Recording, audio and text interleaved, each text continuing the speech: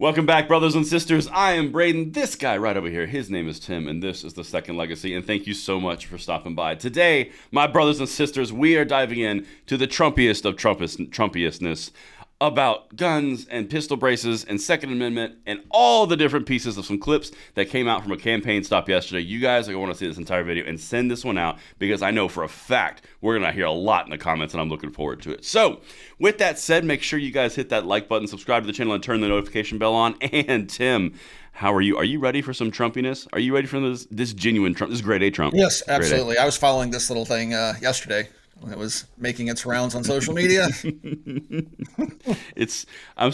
know what, Tim? I'm going to make a prediction. I don't know why. I just feel it. This video, it's going to be the greatest video we've ever done. People said it couldn't be done. They said it wasn't going to be great. But this is going to be the greatest video on the planet. You'll see. They don't believe it, but you'll see. I can't. It's just so much fun. I love the way the guy talks. Anyway, you know what? Let's talk. So let's set this up, Tim. Mm-hmm. This is at a gun show a gun shop in South Carolina, and this is from a place called Palmetto State Armory, right? That's a well-known fact, right? We're not outing anybody. No, yeah. I mean, you can see the branding in the video and stuff like that, and it's made the news now. So yes, it's. Yeah, so it's a thing. Yeah. It's a thing. But he's walking around, and there's some interesting conversations that came up around the pistol brace. So I think this is going to spark a conversation. And again, guys, that comments field and that share button, you're going to love it on this one. So with that, Mr. Producer, let's hit number one. Let's start this bad boy. The pistol brace issue, but when you're back in, we need a little help on that. So, pistol brace. We didn't do anything. No, absolutely. We love it. It's a big deal. It's not a big thing. It's, okay, there's potentially 40 million firearms owners that are felons now under Biden's pistol brace rule. What is that exactly? Okay, I have one. I don't know if we can get it. So about a decade ago, the ATF approved it's a pistol brace attachment you put on a handgun. And during your administration, they said sold close to 40 million of them. People bought them, it's just a pistol. Biden came in, one of the first things he did was he made all those people felons. And right now we're fighting in the court, the 5th Circuit, the 8th Circuit. We'll take care of it. It's ridiculous. I have one. You have one? Yeah, and my mom has one. And it helps her, she's able to hold it. So it's good. So, isn't it ridiculous? So not worried about inner city crime, all that problem, right. but regular, average, solid-earth Americans, they got to make them criminals. Okay, we'll take care of it. Okay, we'll take care of it. That's an easy one. Well, he'll take care of it. We're all set. Awesome. Next. That's an easy one. That's an easy one. What's the next point? Ooh, what's that thing over there? So, you got to say the disclaimer out front, Tim. We're not targeting anybody. We're not making fun of anybody. We're merely bringing in and analyzing what just happened, right? Nice try to save, but we're definitely laughing. Oh, I mean, we're laughing on the delivery. I mean, come on. Come on. I love the delivery. Yeah. Come on. You can't get beyond that because just his Trump's face alone when the guy's like, we need some help in the pistol brace rule, and he just gets the duck lips. Yep. That's ridiculous. We'll take care of it. Exactly. We'll fix it. It's ridiculous. We'll take care of it. It's easy. It's easy. Consider it done. So, what do these things look like next to a bump stock? Oh, Tim, you are jumping the shark. Well, since you did it. So, the first thing that I wanted to hit on before you just jumped out of order, sir, is he didn't really know what a pistol brace was. He didn't. No, he doesn't. He clearly, he didn't. I don't think he does now, but he did say get rid of it, and it'd be an easy one. So, yeah.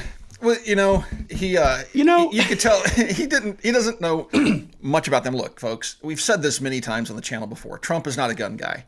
Matter of fact, Trump has had his own struggles with, things he said in books and things like that about his positions on gun control. He's never, during his administration, he didn't propose an assault weapons ban, air quotes. But in a book that he wrote in 2000, The America We Deserve, he said that he would support something like that, and that he criticized Republicans for opposing all gun restrictions. And so you have to contrast what he said 20 years ago to what we saw in this video clip. Can people's opinions change? Absolutely. Right? Yes. My political views have evolved over the last 20, 30 years. If you're not thinking and evolving, you're not really going anywhere. But he, so I don't know where he really stands, right? But I think that's the key. Yeah, and I think a lot of people don't know where he really stands on the issue because even during his administration, he gave us the bump stock ban, which he got sued over. He made statements on camera where he's like, "Take the guns now, due process later." And he said things that really caused us all to go, "Huh? What you talking about, Willis?" Yeah, it's like, wait a minute, whoa, stop the train. Can we go back and have this conversation again? So. Right. And I think it's kind of interesting that he either forgot about or maybe never had a conversation around braces during his administration because they were a thing back then too. So it's just kind of interesting to see that whole exchange. But hey, he was at Palmetto State Armory and at a gun store and poking around doing a campaign stop. I mean, that's not uncommon for him. I mean, he speaks at gun rights groups and stuff like that. So here's what I think that. Because I think this is a very important piece. It's not about does Trump know what a pistol brace is? Does he not know what a pistol brace is? I'll touch on that in a second. But I think that something that you just hit is an important piece as well. Because in our community, from your comments, from my comments, there's a lot of ranging from animosity to intrepidation around Trump's stance on gun rights. I think that's a very valid analysis. I don't think that anyone would say that's not a correct assessment. Now, I think that if you look at this in a whole, you have some contrasting things here. So, yes, to your point, when in the past, was there concerning statements made on gun control? Yes, there was. Was there concerning rules made through the bump stock ban using the exact same process that was used for the pistol brace rule? Yeah, there was concerns. However, which paved the way for Biden's efforts, I should add. It did. It did. Yeah. No, it was a part of it. It's part of the calculus. But nothing is black and white and nothing is in a micro. Everything's macro, right? So then you continue down that road and you go, okay, well, hold on a second. But then he went the other way with the Supreme Court justices.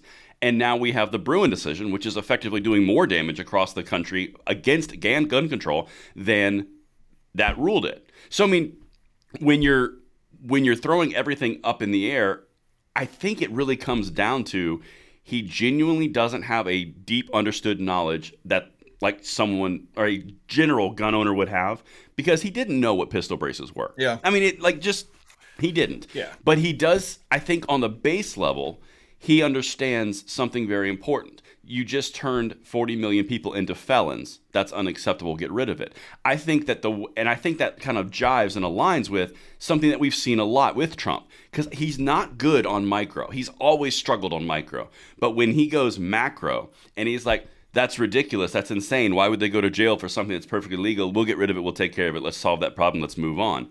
I think that is what we're seeing right here.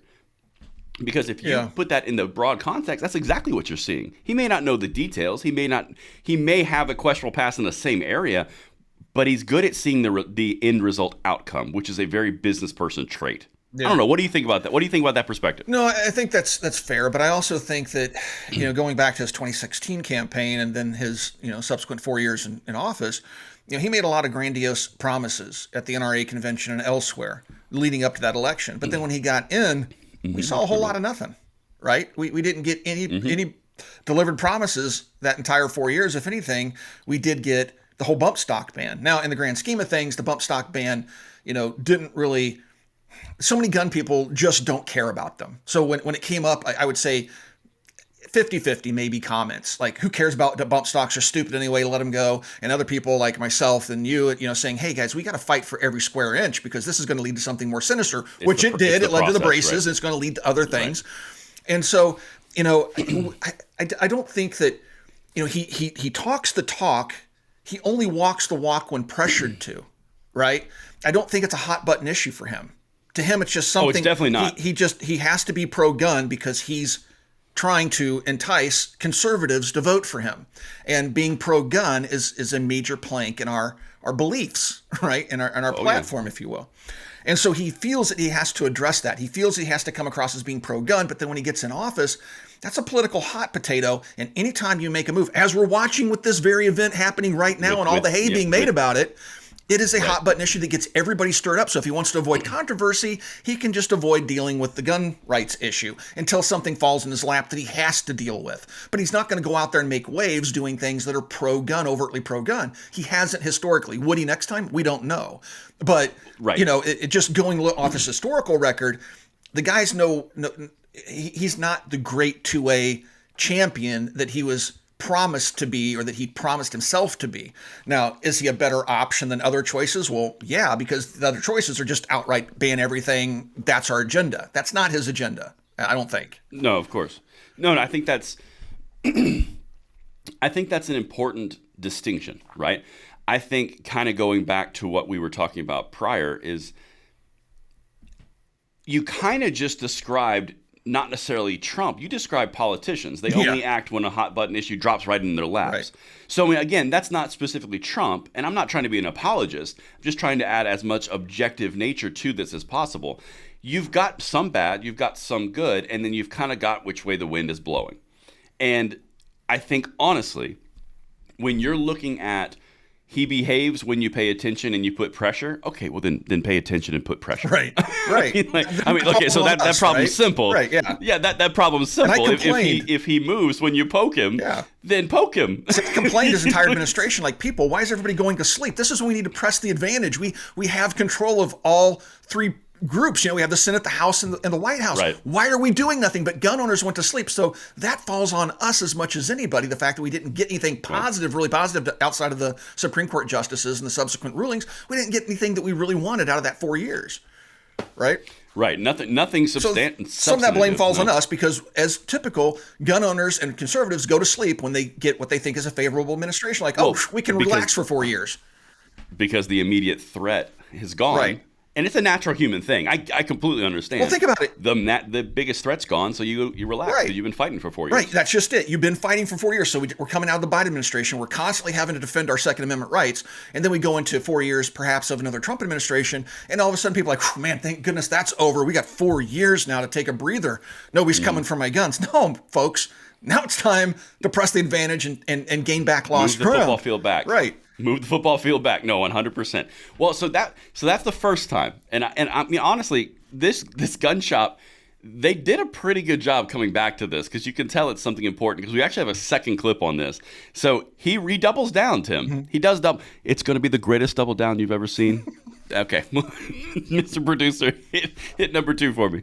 Sir, can I tell the American people that if you're elected, you'll take care of the pistol brace issue quickly for us? Take care of all issues. It's a burden on. We will take care of that. We'll take care of all issues. We'll take care of the border issue. We'll take care of the energy independence. We were energy independent just a short time ago. Think of it. 3 years ago, we had so much energy. We were soon going to be energy dominant. Now we're going to Venezuela and begging them for energy. And they sell us their tar. There's tar that they sell us. And we refine it in Houston. So if people believe in the atmosphere, they got a big problem. It's so horrible what's happening. No, we'll take care of a lot of problems. That problem's easy. Yeah, we'll take care of them all.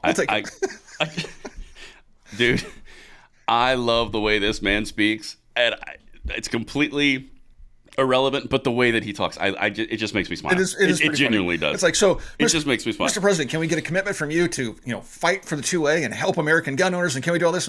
Well, Venezuela sells us tar, and we refine that in Texas. And it's like, what? No, the way that was so quintessential politician. But I did like. You're right. He went off on a tangent, but it was such a good political answer because he goes, Mr. President, can I have your guarantee and your commitment that if you're elected, you will get rid of the pistol brace rule? You could not be more specific, right? You clearly thought about that going in, right? And Trump's like, yeah, well, no. He's like, well, I mean, it's horrible. It's horrible. I mean, everything's horrible. In fact, if you had been paying attention to when my administration was there, things weren't horrible. And then we get energy from OPEC and then Venezuela, and they have tar. Tar is very bad. Climate control, that's dumb. But yours, don't worry, we'll take care of it. It is easy. Yeah. We can fix everything. You're going to fix the brace? We'll fix it all. We'll fix everything. Fix all. And the brace thing, it's easy. Everything will be fixed. Yeah. It's so quintessential Trump. And I don't think anyone else could pull it off. But at the brass tacks there. Yeah. Now, did he come out on a speech and in front of a campaign, like on a podium, and say, we're going to get rid of the pistol brace rule because they're infringing upon your Second Amendment rights? No, he did not come out and say that. But did he say and commit 2 times in a gun shop that he would get rid of it because it was easy to get rid of? So look at it for what it is. Look at it. Take it for what it is. Look at it perhaps this way, right? So if he gets elected again, that's his 2 terms. So he can't seek re-election. So does that give him free reign to go do everything he wants to? Because maybe in his first 4 years, assuming he was going to get the second 4 years, he was like, well, we'll push the gun stuff off until the next time because that's hot button stuff, and I want to get reelected. And then when I get reelected, man, it's just because politicians sometimes think that way. They talk about political capital. They absolutely think that way. Right. That's all they think about. So maybe just to spite them all, if he were to get reelected, he might just go in and go, yep, get rid of the brace rule, get rid of this, get rid of the receiver rule. We're going to get rid of all this just to spite them all, because he knows to them this is their hot button issue, even though it doesn't mean much to him. Cow. Right. This would be him sticking his thumb in his eye. So we could hope maybe that's the case, right? It would be kind of epic if he just went in there and becomes that wrecking ball he can be, and just destroys the entire system over at the ATF and just sets everything back to zero. So right. Well, so you know what I love about this conversation that we're having right now, Tim, and I think this is one of the best parts about Trump. He forces conversation, absolutely forces conversations. So what we are doing right now, kind of going back and forth and debating between the Trump pro, the Trump con, kind of like laying out the history, laying out existing examples, and laying out future. I think we've both taken the position of a pretty good assessment of where the gun-owning population is on conservative side. There's questions, like you presented earlier, questions, which are valid questions and concerns. And then on the other side, there's also a positive. So where's this going to end up? And honestly, that's why I love things like this, because it starts a conversation. That's the whole point we started Second Legacy for, was to have a longer form dialogue to really get into the nuance versus just, hey, this happened, see you next time. It's let's dive in, let's break this down, let's analyze this so we can provide more to the conversation. I love that piece because that's what he's doing right here. I mean, I don't know. Yeah. I think the fact that he's in a gun shop is telling by itself. Yeah, I mean, obviously he's trying to send that message again, which he's done previously. So he's sticking true to form, right? Every time he's run for office, he always goes out and speaks to gun rights groups and speaks to gun owners and speaks to the Second Amendment issue. Now, we can sit there and talk about everything he did or didn't do during his first 4 years, but we really don't know where he stands. And I've seen people that claim to have been inside the Trump camp, and they've said publicly that, Trump doesn't really have strong policies around the 2A. He doesn't have any strong beliefs. He's just not a gun guy. And so some of the stuff, the pitfalls, like the whole bump stock thing, were mistakes that he made because of bad advice from his advisors.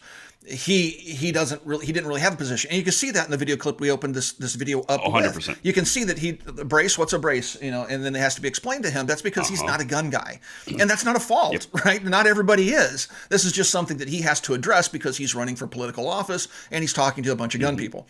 So. It's really interesting to see this whole thing play out again, but he's sticking to script, man. He did this in the last two campaigns. So, it'll be interesting to see, but I do have hope that if he were to be reelected, that maybe he would be a little bit more aggressive on the 2A thing, simply because he's not facing re-election and he really wants to stick it to the other side. And that would be, I can't think of a better way. I mean, this is their hot button issue. If you really want to upset the left, go after their gun control efforts. Guns or abortion, those two things. Oh my God. All right, so, Tim, after all we've talked about and all the nuance that we're bringing to the table, just the delicious conversation, the media wants to jump in. They just told me, actually, in my earpiece. They just said, I want to say something. So after everything that we just covered, there's a 10-minute clip of him going through it. Here's what the media says. Mr. Producer, can you throw number 3 up there for me? You guys nailed it. You guys are doing great. Trump doesn't buy gun after saying he wants to in South Carolina. Right. You guys nailed it. Always on it. That media is so good. That's the entire point. That 10-minute clip, getting rid of executive rules, getting rid of executive bureaucracies, overpowering and overstepping the American people with the Chevron deference, ATF, president, Congress, all those things. Nope. Tim. The story is he said he wanted to, but he didn't. Yeah, well, the story originally was Trump bought a gun and he's under federal indictment and he's going to go to prison. Oh my gosh, look at him breaking the law. And all this stems from a social media person that said, Trump bought a Trump 45 pistol at Palmetto State Armory, and that's what set everybody off. It didn't come from the Trump camp. They claimed it did. It didn't. And they're like, he didn't buy anything. He just said, hey, look, here's a gun with my likeness on it. It says, Trump 45 on the side. And he said, I would like to have one of these. And they turned that into, he bought one. He's a federal indictee, and he's breaking the law. Look at this crazy man go. Look at this crazy. That was the story. Get him. Yeah. We can get him now. Get him. And it's so it totally set the internet on fire, and they're still running with it. They're still posting pictures of him standing there with his thumbs up holding this pistol. Like, so that's the story. I mean, it's so funny. It's hilarious. These people are so beyond reason that they're gone. Yeah. I mean, they are so far gone when it comes to anything with this man. I mean, like, if you look at the 8 years of covering this guy, blows his nose, and it's like, he did not use Kleenex brand. He used off-brand. Right. He's broke. What? Yeah. He just used a tissue. What are you talking about? I think the tissue was white. He's a racist. You know, yeah. Oh my gosh. Absolutely. It's just unbelievable. Yeah. So, but he didn't buy the gun, Tim. He's a liar. He didn't buy it. Yeah. He wanted to, but he didn't. oh, darn. Boy, what a deflating That's the story. article after yesterday's hoopla over Trump bought a gun. And I was in there telling people, like, he didn't buy anything, people. And whatever. So anyway, yeah, it's always so stupid. It is. It's fun watching them, flip flop around because the anti-gunners were just losing their minds. The fact that he showed up at the gun store yesterday, and so they were just looking for anything they could glob onto, and it was him saying he would like to buy one. So they just translated that into "I did buy one," and now he's committed more crimes. Are going to indict him 91 more times because he touched a gun. So anyway, Tim, do you know how much fun we're in for the next 15 months? Like, oh, I know. It's gonna be. This is gonna be fun. Who's ready to have some fun? Yeah. We're going to mock the lunatics. Great. Well, anyway. Oh my gosh, mock the lunatics. We're gonna have clips of Trump saying things that are just hilarious. This is gonna be delicious. Yep. I'm excited. Looking forward to the debates too. So with all that being said, folks, thank you for watching The Second Legacy. We hope you enjoyed today's episode, and we'll talk to you guys soon.